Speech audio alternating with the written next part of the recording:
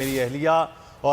اور امریکہ سے پاکستان آنے والی میری پوتیاں، میری بیٹی زخمی دل کے ساتھ بیرون ملک محفوظ مقام پر منتقل ہوئی ہیں۔ پی ٹی آئی رہنما اعظم سواتی نے نیوز کانفرنس میں زبدن ان کے ٹوٹ گیا۔ جی ہاں، اور جس طرح وہ روئے، بڑی تکلیف دہ یہ ویڈیو ہے۔ اسی پر ہم بات کریں گے۔ فواد چودھری صاحب ہمارے ساتھ آن کال ہیں۔ فواد صاحب، یہ ظلم اور اس طرح کا مینٹل ٹارچر ایک معزز ایوان کے معزز ممبر پر ہوا ہے، کیا کہیں گے آپ؟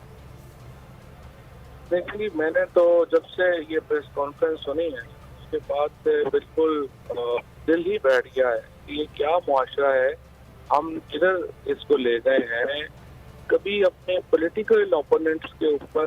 اس طرح کی سوچ بھی جو ہے وہ یہاں پہ نہیں تھی، اور جس طرح سے آپ صرف اختلاف کرنے کے اوپر، صرف تنقید کرنے کے اوپر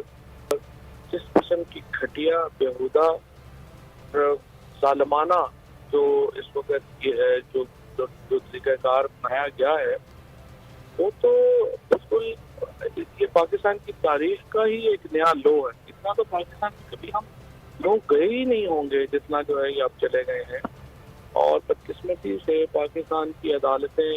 مکمل جو ہیں وہ خاموش ہیں،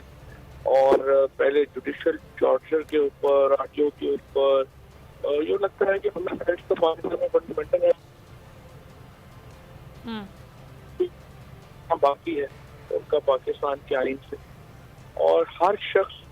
جو تھوڑی ساری بھی عزت اور غیرت کا حامل ہے وہ اس ایپیسوڈ کے اوپر انتہائی دل گرفتہ ہوگا، اور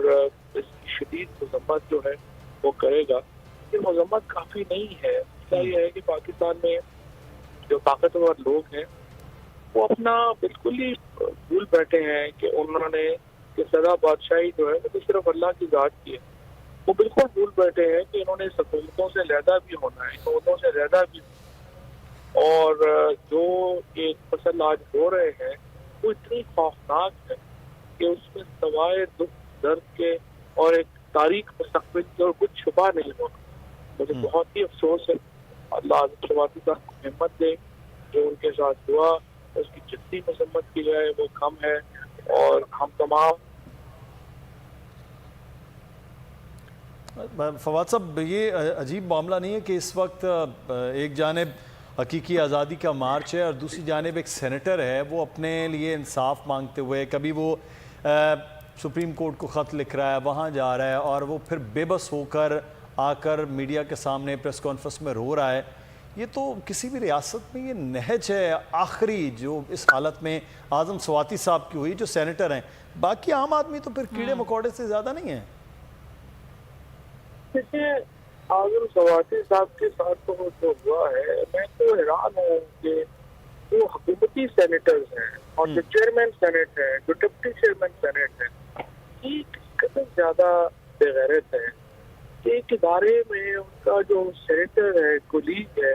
اس کے ساتھ یہ ہو رہا ہے اور وہ ان کے کان پہ جھون تک نہیں دیکھ رہی۔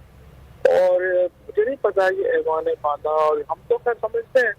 کہ یہ تو مقبوضہ ہیں، ان کا تو کوئی حیثیت اوقات نہیں ہے، لیکن ایک انسان کا اپنا بھی تو ایک مورل فرض ہوتا ہے، ایک اپنی مورالٹی ہوتی ہے۔ کچھ ایشوز جو ہیں وہ آپ کی زندگی میں ریڈ لائنز ہوتے ہیں، آپ تو کچھ نہ کچھ تو خیال کرتے ہیں، اور نہ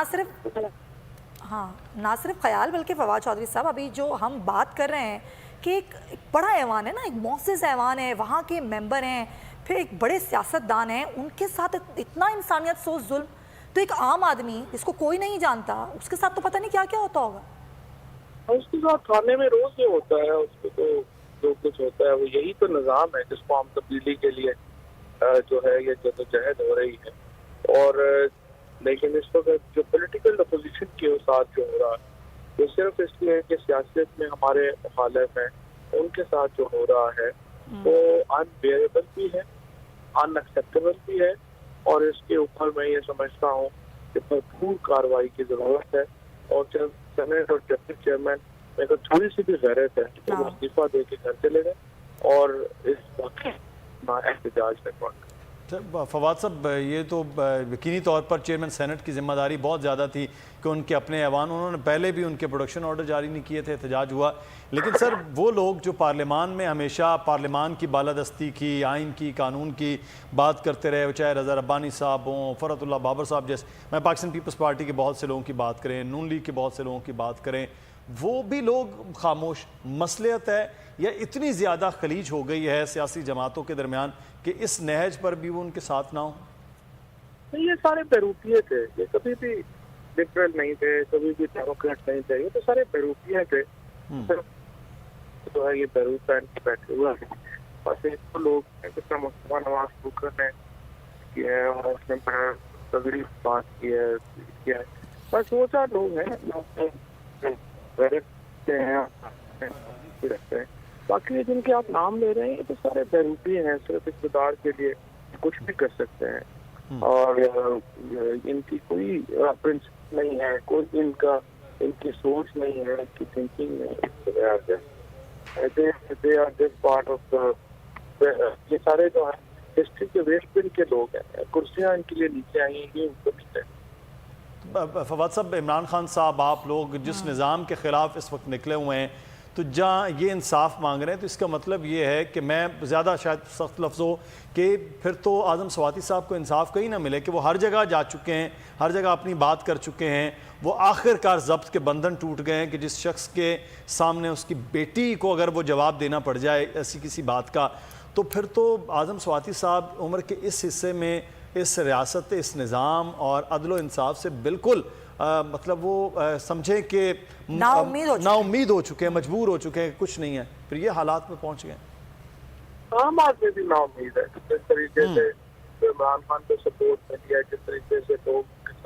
یہ سارے لوگ اسی لیے تو ساتھ ہیں نا کہ نظام سے لوگ نا امید. اور یہ تو ابھی تک ہم پی ٹی آئی اور عمران خان کی وجہ سے پاکستان سری لنکا نہیں بنا، ورنہ لوگوں میں تو بہت غم اور غصہ ہے اور آپ دیکھتے ہیں یہ غصہ کیسے آگے بڑھتا ہے. اچھا فواد چودھری صاحب، لوگوں غم و غصہ اور اس پر جو اپنی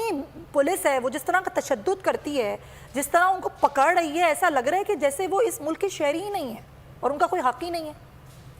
نہیں، وہ تو یوں لگ رہا ہے کہ کوئی دشمن ملک نے پاکستان پہ حملہ کیا ہوا ہے اور ان کی سیکورٹی فورسز ہیں جو اس وقت پاکستان کے عوام کے ساتھ جو ہے وہ ٹریٹمنٹ کرنی ہے. تو یہ جو اس وقت المیہ ہے پاکستان کا کہ پاکستان میں اس وقت عوام تنہا ہے اور جنہوں نے ان کی حفاظت کرنی تھی وہی ان کے خلاف جو ہے وہ اس وقت پڑے. تو یہ تفریق ہے جس نے اس وقت ایک میجر کرائسس کھڑا کر. صحیح بات ہے. بہت شکریہ آپ کا فواد چودھری صاحب. جو گفتگو آپ وہ بڑی امپورٹنٹ ہے کہ یہ واقعی ایک بہت بڑی خلیج پیدا ہو گئی ہے اور اس تفریق سے ظاہر ملک میں حالات خراب ہی ہوں گے.